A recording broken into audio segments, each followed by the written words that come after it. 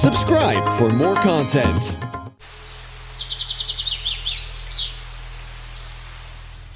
गुरु अमरदास जी रोजाना सुबह नाश्ते में दही खाते थे। भाई लंगा जी गुरु अमरदास जी के लिए रोजाना सुबह पैदल दही लेकर आते थे। भाई लंगा जी की एक टांग में परेशानी थी, वह ठीक से काम नहीं करती थी और वह लंगड़ा कर चलते थे। भाई लंगा जी बैसाखी का सहारा लेकर चलते थे, परंतु फिर भी भाई लंगा जी गुरु अमरदास जी के लिए रोजाना सुबह पैदल दही लेकर आते थे। वह खुद को बहुत भाग्यशाली समझते कि वह गुरु अमरदास जी के खाने के लिए दही लेकर आते हैं। भाई लंगा जी जिस रास्ते से आते थे उस रास्ते में उन्हें एक चौधरी मिलता था। वह वहीं पास में ही रहता था। उस चौधरी को अपने पैसे का बहुत अहंकार था। वह बिल्कुल भी ईश्वर में विश्वास नहीं करता था। भाई लंगा जी को जब भी वह रास्ते में देखता तो वह उनका मजाक बनाता था, उनको परेशान करता था। वह चौधरी भाई लंगा जी से कहता कि तुम रोज इतनी दूर से दही लाने का काम करते हो, तुम्हारे इस पैर के कारण तुम्हें बहुत परेशानी भी होती होगी, परंतु तुम फिर भी रोज यह काम करते हो, तो क्या तुम्हारे गुरु को तुम्हारी यह परेशानी नहीं दिखती? तुम्हारे गुरु तुम्हारी टांग को ठीक नहीं कर सकते?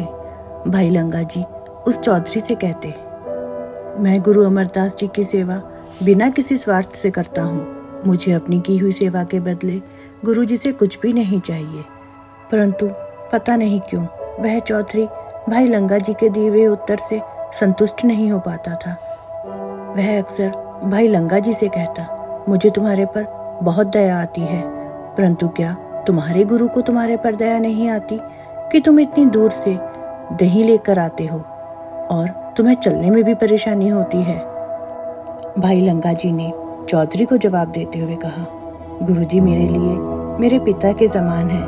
पिता अपने बच्चों की ज़रूरतें अपने आप ही जान लेते हैं, उसी तरह गुरु अमरदास जी भी सब कुछ जानते हैं। उनको जैसा भी ठीक लगेगा वह मुझ पर वैसी ही कृपा करेंगे। वह चौधरी रोजाना ही भाई लंगा जी को परेशान करता था। भाई लंगा जी को रोजाना परेशान करने के बाद भी वह चौधरी खुश नहीं था। एक दिन उसने भाई लंगा जी को रास्ते में रोक लिया और अपने दोस्तों के साथ मिलकर उनको परेशान करने लगा। भाई लंगा जी ने बहुत ही प्यार से कहा, तुम्हें ऐसा क्यों लग रहा है कि मेरी टांग में कोई परेशानी है? मुझे तो आज तक ऐसी कोई भी कमी महसूस नहीं हुई है, फिर तुम्हें किस बात की परेशानी हो रही है? भाई लंगा जी की इस बात को सुनकर वह चौधरी गुस्से में आ गया और भाई लंगा जी से कहने लगा, ठीक है, अगर तुम्हें कोई दिक्कत महसूस नहीं होती है तो आज मैं तुम्हें तुम्हारी यह बैसाखी नहीं दूंगा। अब तुम ही मुझे बताओ कि बिना बैसाखी के तुम्हें अपनी टांग को ठीक करवाने की कोई ज़रूरत है या नहीं? भाई लंगा जी ने चौधरी और उसके दोस्तों से विनती की, परंतु चौधरी ने भाई लंगा जी की एक भी बात नहीं सुनी। वह भाई लंगा जी से कहने लगा, तुम इतने वर्षों से अपने गुरु जी की सेवा कर रहे हो, इस सेवा से तुम्हें क्या फायदा हुआ? तुम्हें बदले में क्या मिला? तुम्हारे शरीर का थोड़ा सा भी दुख अभी तक दूर नहीं हुआ है।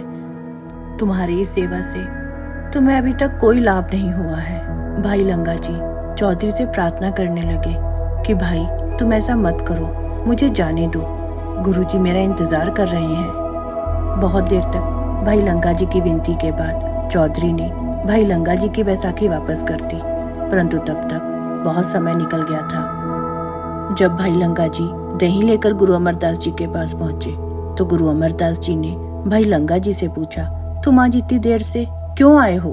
भाई लंगा जी ने उत्तर दिया, गुरुजी आप तो सब जानते हैं, मैं आपको क्या बता सकता हूँ? भाई लंगा जी की बात सुनकर गुरु अमरदास जी ने कहा, ईश्वर सब ठीक करेंगे।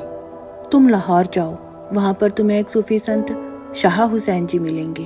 तुम उनके पास जाओ और उनसे कहना कि मुझे तुम्हारे पास अमरदास जी ने भेजा है और उनसे विनती करना कि वह तुम्हारी टांग को ठीक कर दें। भाई लंगा जी ने गुरु अमरदास जी की बात मानकर ऐसा ही किया। उन्होंने बैलगाड़ी की यात्रा की और लाहौर चले गए। वहाँ पहुंचकर भाई लंगा जी शाह हुसैन जी से मिले और उनसे विनती की कि आप मेरी टांग को ठीक कर दीजिए। शाह हुसैन ने भाई लंगा जी की सारी बात को सुना और वह भाई लंगा जी से कहने लगा, गुरु अमरदास जी तो खुद इतने महान हैं। तुम उनका दरबार छोड़कर यहाँ पर क्या करने आए हो? तुम वापस जाओ और वहाँ पर जाकर गुरु अमरदास जी से प्रार्थना करना और उनसे कहना कि मैं तो एक साधारण सा सेवक हूँ, मेरे पास इतनी शक्ति नहीं है कि मैं तुम्हारी टांग को ठीक कर पाऊँ। यह चमत्कार मैं नहीं कर सकता। परंतु लंगा जी ने शाह हुसैन की बात को नहीं माना और वह उनसे कहने लगे, मुझे तो आपके पास मेरे गुरुजी ने भेजा है। अगर मुझे मेरे गुरुजी ने नहीं भेजा होता तो मैं कभी भी आपके पास नहीं आता, परंतु अब मुझे मेरे गुरुजी का हुक्म हुआ है, आपको मेरी बात माननी ही होगी। परंतु शाह हुसैन जी ने भाई लंगा जी की बात को नहीं माना और बातचीत कहासुनी में बदल गई। आखिर में शाह हुसैन ने क्रोध में आकर पास में पड़े हुए एक डंडे को उठा लिया और वह भाई लंगा जी को मारने के लिए दौड़ा। शाह हुसैन जी क्रोध में आकर कहने लगे, तुम जाते क्यों नहीं हो, जाओ यहाँ से। मार के डर से भाई लंगा जी की बैसाखी वहीं पर छूट गई और वह उठकर दौड़ने लगे। थोड़ी दूर आगे दौड़कर जाने के बाद भाई लंगा जी ने नीचे की तरफ देखा तो वह हैरान हो गए। उनकी दोनों टांगें बिल्कुल ठीक चल रही थीं। वह सोचने लगे कि मेरी टांगें तो पूरी तरह ठीक हो गई हैं, अब मुझे बैसाखी की जरूरत भी नहीं है। जिन लोगों ने यह सब देखा वह भी हैरान हो गए। भाई लंगा जी ने भी गुरु अमरदास जी को शुक्रिया अदा किया और वापस अपने गांव आ गए। जब उस चौधरी ने भाई लंगा जी को अपने दोनों पैरों से बिल्कुल ठीक तरह से चलते हुए देखा तो उसे अपनी मूर्खता का एहसास हुआ। वह चौधरी गुरु अमरदास जी के पास गया और उनसे अपनी गलती की माफी मांगी। फिर उसने भाई लंगा जी से भी अपनी गलती के लिए माफी मांगी। तो दोस्तों, आपको हमारी आज की साखी कैसी लगी? आप प्लीज हमें कमेंट बॉक्स में जरूर बताइएगा और प्लीज हमारे इस चैनल को लाइक, शेयर और सब्सक्राइब जरूर कीजिएगा। कल फिर से मिलते हैं एक नई साखी के साथ।